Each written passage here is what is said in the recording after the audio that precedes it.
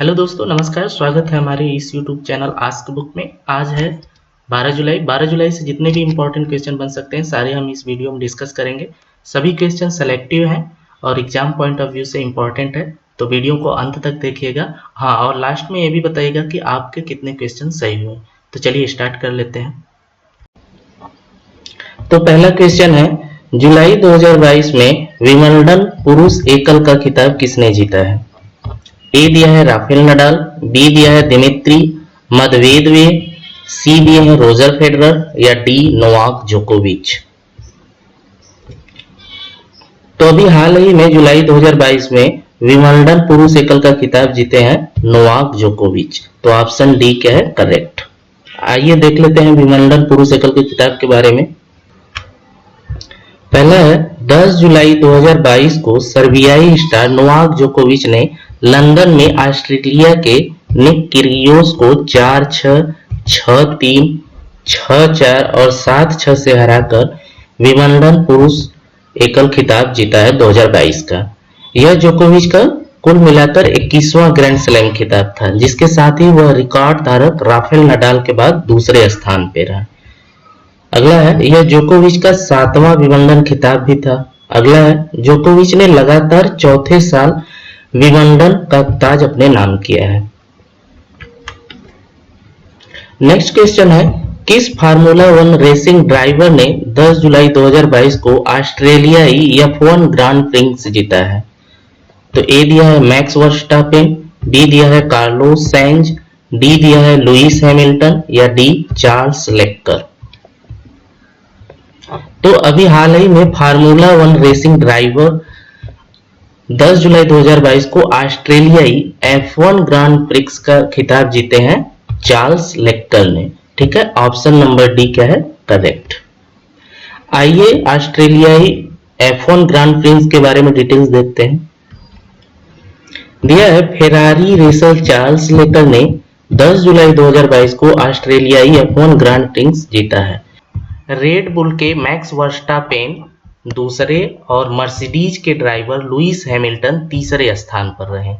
अगला है, यह लेक्लर की 2022 की तीसरी जीत थी। अगला है, लेक्लर ने पहले क्रमशः 2022 में बहरीन जीपी और ऑस्ट्रेलियाई जीपी जीता था। अगला है, कुल मिलाकर लेक्लर ने अपने कैरियर में 18 पोडियम फिनिश हासिल करने के अलावा 5 रेस जीत हासिल की है। आइए एक नज़र 2022 F1 रेस विजेताओं की सूची पर डालते हैं। तो F1 रेस विजेताओं की सूची में पहला है, बहरीन ग्रांड प्रिक्स कौन जीते हैं? Charles Leclerc, Ferrari Monaco. Next है, सऊदी अरब ग्रैंड प्रिक्स कौन जीतता है? Max Verstappen, Red Bull, Netherland के। ऑस्ट्रेलियाई ग्रांड प्रिक्स कौन जीते हैं? Charles Leclerc, Ferrari Monaco. Azerbaijan grand prix कौन जीते हैं? Max Verstappen. Canadian grand prix कौन जीते हैं? Max Verstappen. Spanish grand prix कौन जीते हैं? Max Verstappen. और ब्रिटिश ग्रांड प्रिक्स कौन जीते हैं? Carlos Sainz. और ऑस्ट्रेलिया F1 ग्रांड प्रिक्स जीते हैं चार्ल्स लेक्लर। तो ये थे कुछ F1 रेस विजेताओं की सूची, जो एग्जाम पॉइंट ऑफ व्यू से बहुत इंपॉर्टेंट है, इसको याद कर लीजिए। आइए चलते हैं नेक्स्ट क्वेश्चन की तरफ। नेक्स्ट क्वेश्चन है, 10 जुलाई 2022 को किस भारतीय स्वदेशी विमान वाहक ने समुद्री परीक्षण के अपने चौथे चरण को सफलतापूर्वक पूरा किया है? तो ए दिया है INS वज्र, बी दिया है INS विराट, सी दिया है INS विक्रमादित्य या डी INS विक्रांत। तो इसका सही आंसर है option number D INS Vikrant. आइए INS विक्रांत के बारे में देखते हैं। तो INS विक्रांत की लंबाई कितनी है? 262 वर्ग मीटर।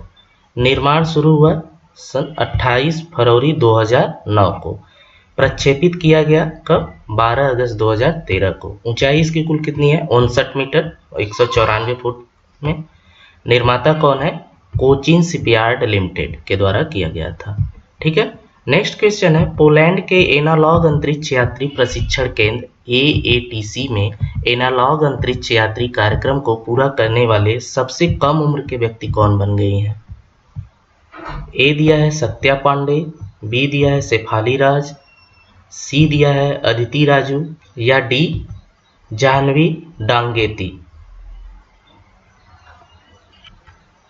तो इसका सही आंसर है ऑप्शन नंबर डी, जाह्नवी डांगेती। अभी यह सबसे कम उम्र के व्यक्ति बन गई हैं, पोलैंड की है रहने वाली। ठीक है, इन्होंने अभी एनालॉग अंतरिक्ष यात्री कार्यक्रम को पूरा किया है। आइए इस कार्यक्रम के बारे में एक नजर डालते हैं और जाह्नवी डांगेती कौन है उनके बारे में देखते हैं। आंध्र प्रदेश की 19 वर्षीय जाह्नवी डांगेती पोलैंड में एनालॉग अंतरिक्ष यात्री प्रशिक्षण केंद्र, जिसे AATC कहते हैं, में एनालॉग अंतरिक्ष यात्री कार्यक्रम को पूरा करने वाली सबसे कम उम्र की व्यक्ति बन गई है। अगला है, वह कार्यक्रम के लिए दुनिया भर से चुने गए 6 व्यक्तियों में से एक थी। उन्होंने जून 2022 में AATC में 2 सप्ताह का प्रशिक्षण पूरा किया। अगला है, AATC एक निजी एजेंसी है जिसे स्पेस फ्लाइट वैज्ञानिक अध्ययन करने के लिए स्थापित किया गया है। नेक्स्ट क्वेश्चन है, किस देश के शोधकर्ताओं ने एक नई सामग्री की खोज की है जो अवरक्त IR प्रकाश को नवीकरणीय ऊर्जा RI में परिवर्तित करने में सक्षम है? तो ए दिया है भारत, बी चीन, सी रूस, या डी जापान। तो यह परिवर्तित करने में सक्षम है अपना भारत देश। ठीक है, ऑप्शन नंबर ए करेक्ट है। आइए इसके बारे में डिटेल्स देखते हैं। बेंगलुरु के Jawaharlal Nehru centre for advance scientific research JNCASR के शोधकर्ताओं ने एक नई सामग्री की खोज की जो अवरक्त IR प्रकाश को नवीकरणीय ऊर्जा RI में बदलने में सक्षम है। इस नई सामग्री को एकल क्रिस्टलीय स्कैंडियम नाइट्राइड SCN कहा जाता है। अगला है, SCN अवरक्त प्रकाश का उत्सर्जन पता लगाने और मॉड्यूलेट करने में सक्षम है, जिससे यह सौर और तापीय ऊर्जा संचलन के लिए उपयोगी है। नेक्स्ट क्वेश्चन है, राष्ट्रीय स्मारक प्राधिकरण NMA ने जुलाई 2022 में किससे जुड़े 2 स्थलों को राष्ट्रीय महत्व के स्मारक घोषित करने की सिफारिश की है? तो ए दिया है महात्मा गांधी, बी सुभाष चंद्र बोस, सी नरेंद्र मोदी, या डी BR अम्बेडकर जी। तो इसका सही आंसर है option number D, BR Ambedkar ji. आइए इसके बारे में डिटेल्स देखते हैं। राष्ट्रीय स्मारक प्राधिकरण NMA ने BR अम्बेडकर से जुड़े 2 स्थलों को राष्ट्रीय महत्व के स्मारक घोषित करने की सिफारिश की है। यह 2 स्थल कौन से हैं? एक है वडोदरा में संकल्प भूमि बरगद का पेड़ परिसर, जहां डॉक्टर अम्बेडकर ने 1917 में अस्पृश्यता उन्मूलन का संकल्प लिया था। और दूसरा है महाराष्ट्र के सतारा में प्रताप राव भोसले हाई स्कूल, जहां डॉक्टर अम्बेडकर ने अपनी प्राथमिक शिक्षा प्राप्त की थी। ठीक है, नेक्स्ट क्वेश्चन है, किस दिन को विश्व जनसंख्या दिवस के रूप में मनाया जाता है? ए दिया है 4 जुलाई, बी 7 जुलाई, सी 1 जुलाई, या डी 11 जुलाई। तो विश्व जनसंख्या दिवस मनाया जाता है 11 जुलाई को। ऑप्शन नंबर डी क्या है? करेक्ट। आइए जनसंख्या दिवस के बारे में देखते हैं। आम लोगों के बीच बढ़ती जनसंख्या के परिणामों के बारे में जागरूकता फैलाने के लिए विश्व जनसंख्या दिवस प्रतिवर्ष 11 जुलाई को मनाया जाता है। अगला है, इसकी स्थापना 1989 में संयुक्त राष्ट्र विकास कार्यक्रम की गवर्निंग काउंसिल द्वारा किया गया था। 2022 के लिए विश्व जनसंख्या दिवस का थीम क्या है? थीम बड़ा लंबा है, देखिएगा ध्यान से। A world of 8 billion towards a resilient future for all, harnessing opportunities and ensuring rights and choices for all। ठीक है, जुलाई 2022 में महत्वपूर्ण दिन की सूची देख लेते हैं।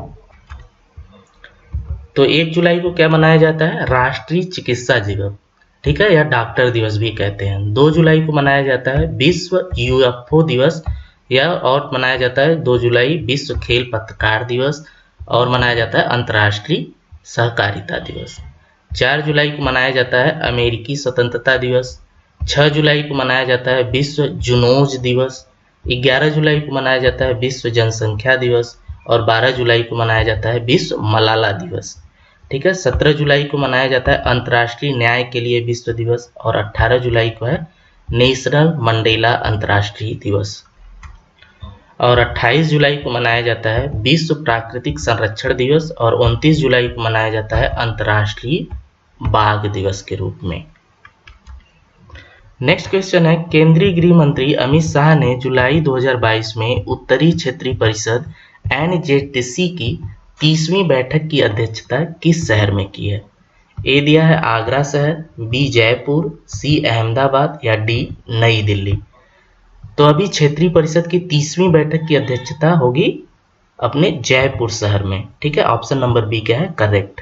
आइए क्षेत्रीय परिषद की बैठक के बारे में देखते हैं। केंद्रीय गृह मंत्री अमित शाह ने 9 जुलाई 2022 को जयपुर राजस्थान में उत्तरी क्षेत्रीय परिषद NZTC की 30वीं बैठक की अध्यक्षता की है। अगला है, NZTC में राजस्थान, हरियाणा, हिमाचल प्रदेश, पंजाब और केंद्र शासित प्रदेश जम्मू और कश्मीर, लद्दाख, दिल्ली और चंडीगढ़ शामिल हैं। ठीक है, अगला है, बैठक में आंतरिक सुरक्षा और साझा हितों के मुद्दों पर चर्चा की गई। बैठक 25 साल बाद जयपुर में हुई है।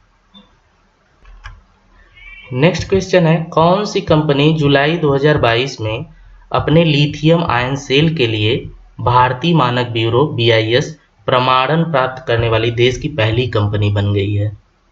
तो ए दिया है यूक्लियन एनर्जी प्राइवेट लिमिटेड, बी दिया है टेलीमैक्स इंडिया इंडस्ट्री प्राइवेट लिमिटेड या सी भारत पावर सॉल्यूशंस या डी गोदी इंडिया लिमिटेड। तो इसका सही आंसर है ऑप्शन नंबर डी गोदी इंडिया लिमिटेड। आइए गोदी इंडिया लिमिटेड के बारे में डिटेल्स देखते हैं। दिया है हैदराबाद स्थित गोदी इंडिया देश की पहली कंपनी बन गई है जिसने अपनी घरेलू तकनीकी का उपयोग करके बनाए गए लिथियम आयन सेल के लिए भारत मानक ब्यूरो BIS प्रमाणन प्राप्त किया है। अगला है, इन सेल का परीक्षण और योग्यता एक तृतीय पक्ष परीक्षण एजेंसी TUV द्वारा की गई थी। अगला है, गोदी 2024 तक भारत में बैटरी सेल निर्माण के लिए 1 गीगा फैक्ट्री भी स्थापित करेगा। अगला है, भारतीय मानक ब्यूरो, उपभोक्ता कार्य विभाग, उपभोक्ता कार्य, खाद्य एवं सार्वजनिक वितरण मंत्रालय भारत सरकार के अधीन भारत का राष्ट्रीय मानक निकाय है। यह भारतीय मानक ब्यूरो अधिनियम 2016 द्वारा स्थापित किया गया था जो 12 अक्टूबर 2017 को लागू हुआ है। आइए भारतीय मानक ब्यूरो के बारे में डिटेल्स देखते हैं। इसका मुख्यालय कहाँ है भारतीय मानक ब्यूरो का? मानक भवन जो पुरानी दिल्ली में पड़ता है। महानिदेशक अभी इसके कौन है? प्रमोद कुमार तिवारी। इसका स्थापना कब हुआ था? 23 दिसंबर 1986 को। अगला है, गोदी इंडिया संस्थापक और CEO कौन है गोदी इंडिया के? तो महेश गोदी जी। ठीक है, तो इस वीडियो में बस इतना ही। इसी तरह के डेली करंट अफेयर देखने के लिए प्लीज हमारे चैनल को सब्सक्राइब करें। धन्यवाद।